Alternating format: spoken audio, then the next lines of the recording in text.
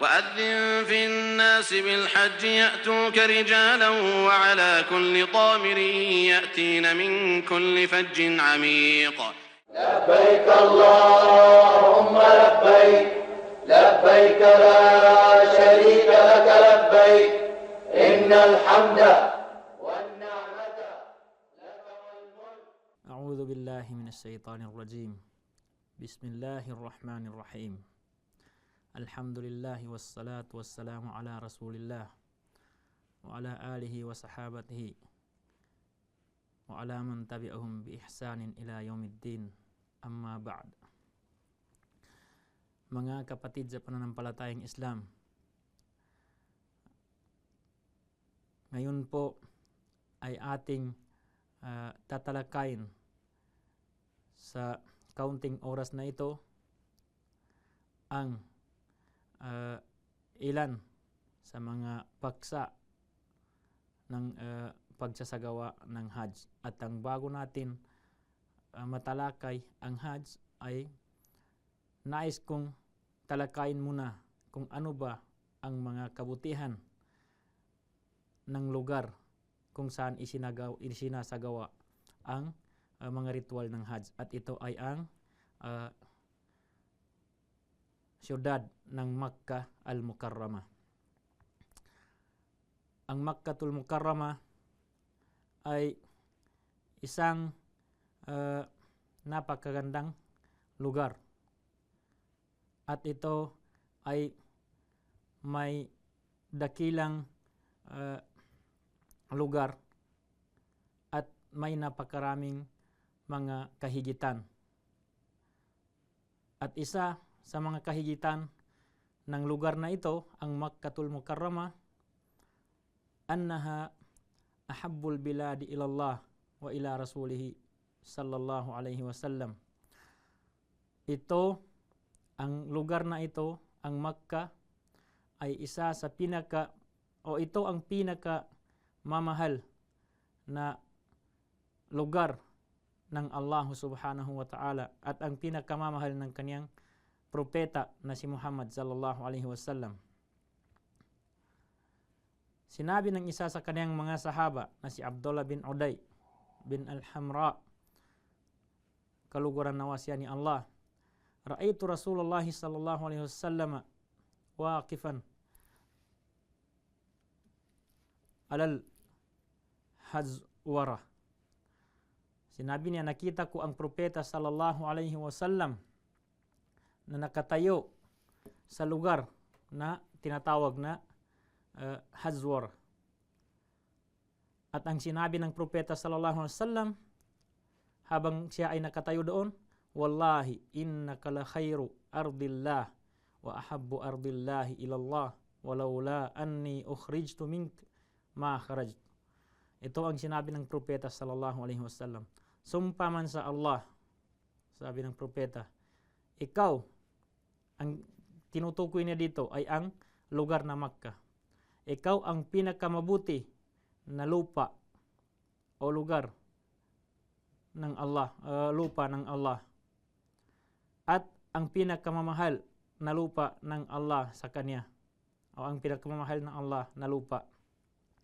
Walaula anni ukhrijtu, kung hindi lamang ako pinapalabas, kung hindi lamang ako tinatakwil mula sa iyo, ay hindi ako aalis. Wa fi riwaya, at sa isang hadith, sinabi ng propeta sallallahu alaihi wasallam, wa ahabbu ardillahi ilay, at ikaw ang pinakamamahal na lupa o lugar sa akin.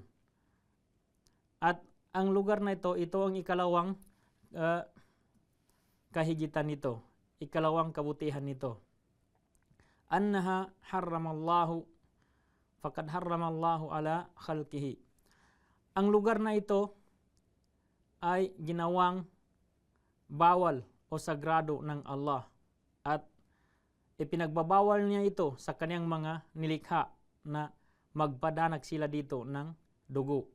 O di kaya ay mang-aapi sila dito ng sinuman o manghuhuli sila ng mga animal dito o mga hayop dito. o di kaya ay puputulin ang anumang mga puno o mga damo nito.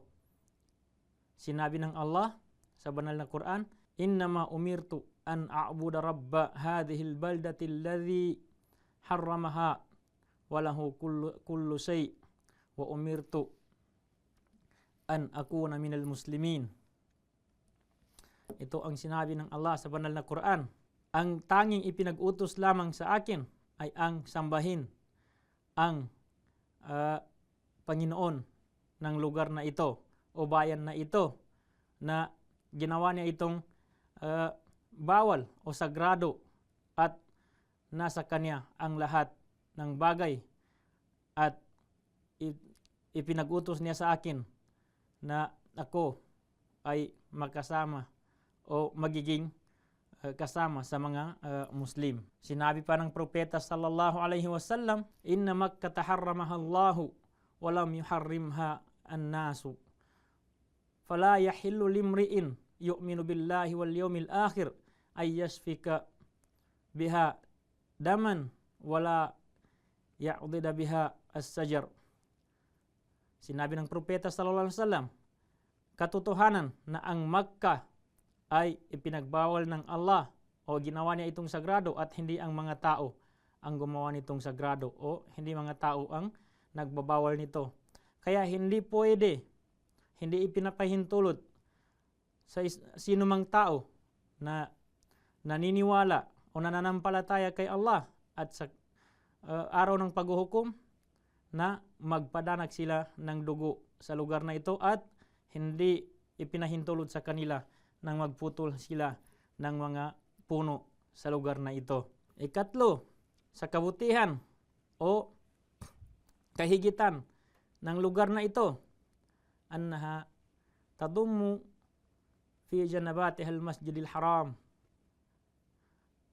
Itong lugar na ito ay napapaloob dito sa lugar na ito.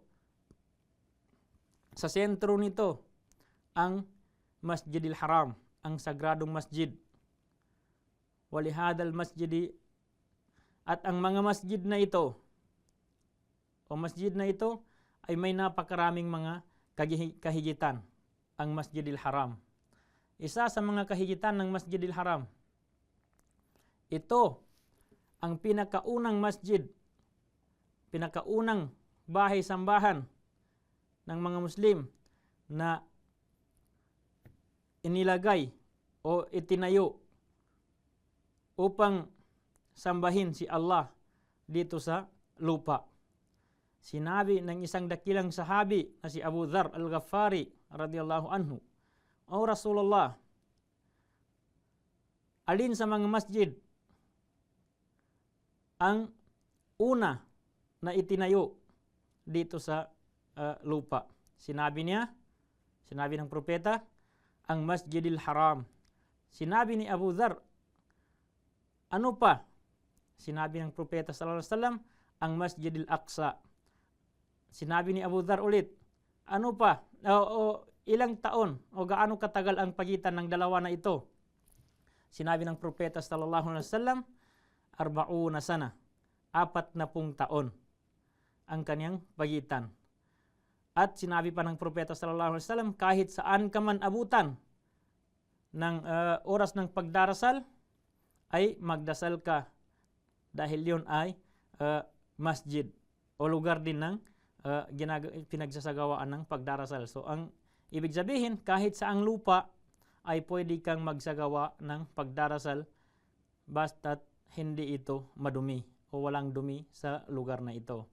Ikalawa sa kabutihan ng Masjidil Haram na napapaloob sa Makkah ay nasa loob nito ang Kaaba. Ang Kaaba. Ito ay ang nasa gitna mismo ng Masjidil Haram. Nakalagay mismo sa gitna. At ito ay kibla, direksyon o hinaharapan ng lahat ng Muslim sa kanilang pagdarasal. Mula sa silangan, sa kanluran, sa hilaga, saan man lugar ng mundo ay humaharap dito pag sila ay nagdarasal. At ang ikatlo sa kabutihan o kahigitan ng Masjidil Haram, ang pagdoble-doble ng mga ajir o gantimpala sa pagdarasal dito. Mudha'afatul ajr. So, sinabi ng propeta sallallahu alaihi wasallam, ang isang pagdarasal, salatun fi masjidi hadha afdalu min alfi salatin fi ma siwahu. Ang isang beses na pagdarasal dito sa masjid ko na to, sabi ng propeta sallallahu alaihi wasallam, ay mas higit na mainam kaysa sa 1,000 pagdarasal sa mga ibang masjid, maliban lamang sa Masjid Al-Haram sa Makkah. Dahil ang isang pagdarasal sa Makkah ay afdalu min mi'ati alfi salatin fi ma siwahu. So, ang pagdarasal sa loob ng Masjidil Haram ay mas mainam ng 100,000 na pagdarasal sa ibang masjid. At ang hadis na ito ay ipinahayag ni Ibn Majah. Ay kaapat na kabutihan ng Masjidil Haram, anna Allah farada al-hajja li baytihil haram liman istata'a ilayhi sabila. So, ito ang ikaapat. Inuobliga ng Allah sa kaniyang mga alipin ang pag-hajj sa kaniyang bait. Ito ay ang kaniyang bahay sa Masjidil Haram. Sa sino mang may kaya sa panggastos at sa pangangatawan. وَأَذِّنْ فِي النَّاسِ بِالْحَجِّ يَأْتُوكَ رِجَالًا وَعَلَى كُلِّ ضَامِرٍ يَأْتِينَ مِنْ كُلِّ فَجٍّ عَمِيقٍ. At ipahintulot mo sa mga tao o iutos mo sa mga tao na sila ay magsagawa ng pag-hajj at sila ay dumarating sa iyo dito sa Makkah ng naglalakad, at sa bawat bangin ay may darating, ay may dumadaan at sumasakay ng mga kanilang mga kamilyo. So, yan ang kabutihan ng Makkah al-Mukarramah. Ipagdasal natin sa Allah na tayo ay kanyang bigyan ng gabay at tayo ay kanyang bigyan ng biyaya upang tayo ay makapag-hajj o makapunta sa lugar na ito na napakabuting lugar. At ito ay sinabi ng propeta sallallahu alaihi wasallam, tulad ng binanggit natin sa una, na ito ang pinakamagandang lugar o lupa ng Allah. At ito rin ang pinakamamahal niya na lupa. Ganun din si Propeta Muhammad, yun din ang pinakamamahal niyang lupa sa balat ng lupa. So, hanggang dito na lang. Sa susunod naman, insyaAllah, ay pag-usapan natin ang kahulugan ng Hajj, insyaAllah, sa mga susunod na video natin. So, hanggang dito na lang.